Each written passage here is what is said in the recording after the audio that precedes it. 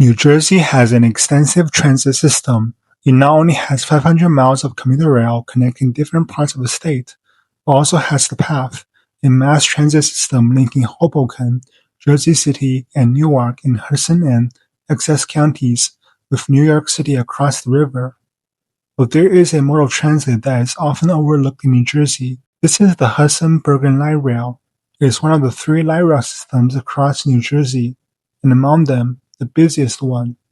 Before COVID, it carried around 52,000 riders per weekday. Hudson-Bergen Light Rail is incredibly important to communities in Bayonne, Southside, Jersey City, Weehawken, North Bergen, and Union City, North Bergen, that might otherwise be transit deserts, particularly in southern Hudson County.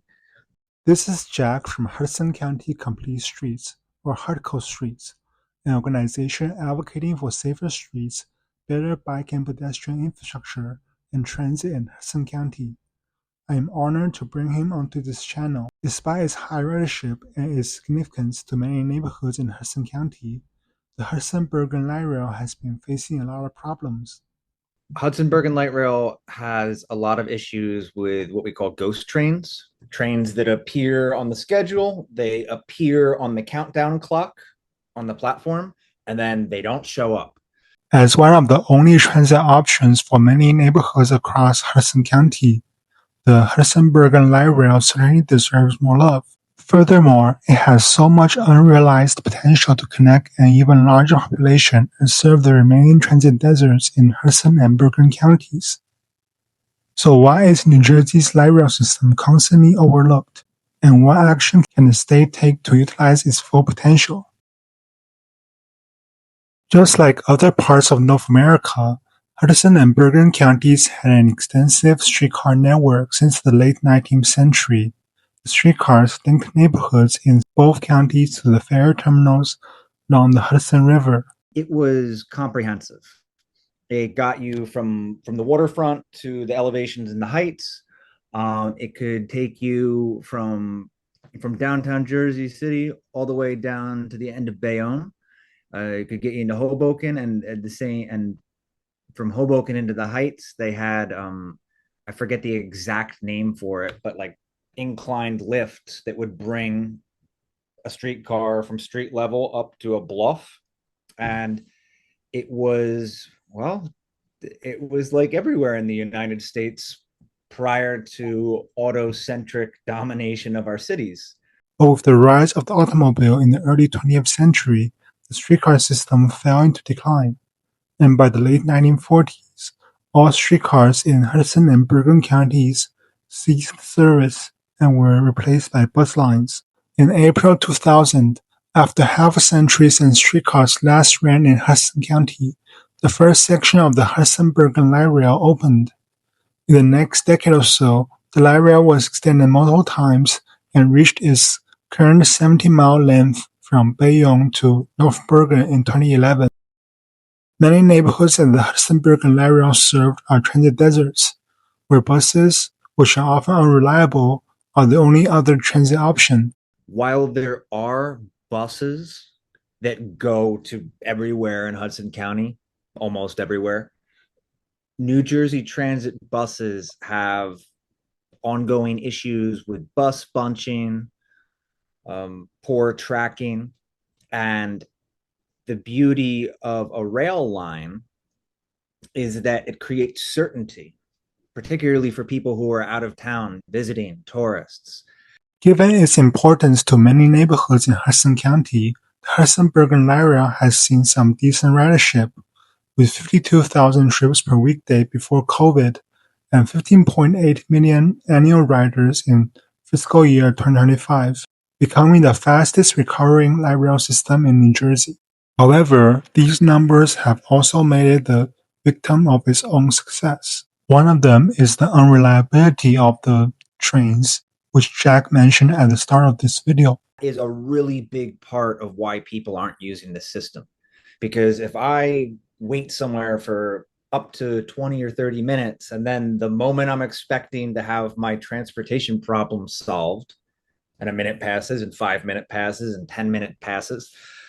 It creates uncertainty and it communicates to the rider, sometimes me, this is not a system I can rely on. Having trains not show up after what is already a long wait is not fun, and I certainly get it. There are many other issues. There is poor signage, both on the platforms, on the rolling stock itself. Sometimes it says Hoboken Terminal on the side of the train when it's going to Bayonne. Sometimes it says Bayonne Flyer, which is an express train, and it is not a Bayonne Flyer, vice versa. Sometimes it will say it's not an express train, just 8th Street.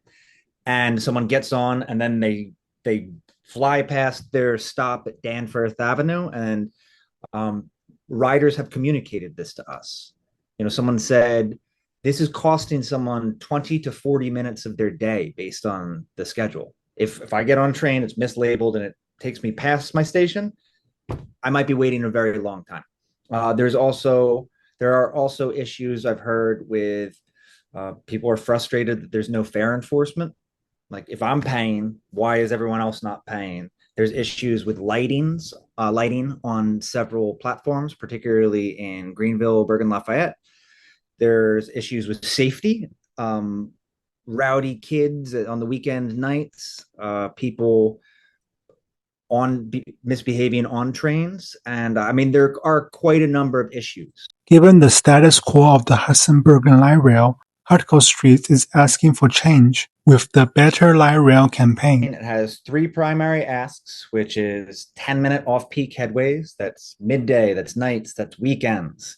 The extension west to the Bayfront development on the western side of Route 440, and the long, elusive northern extension into Bergen County, putting the Bergen in Hudson-Bergen Light Rail. On top of these primary goals, general improvements like infill stations at 15th and 18th Streets and smoother operations in and out of Hoboken are also part of the long-term goal.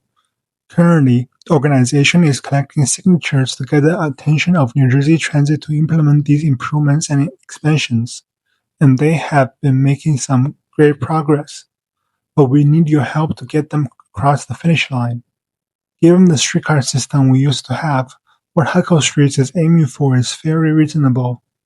If you want to support these efforts for improved and expanded light rail service, you can use the link to write a letter to our officials, telling them that Hudson and Bergen County residents deserve better. Certainty and reliability are the most important thing that a transit network can have. You have to believe it's going to do the same thing every time, and that is what Hudson-Bergen Light Rail is not doing.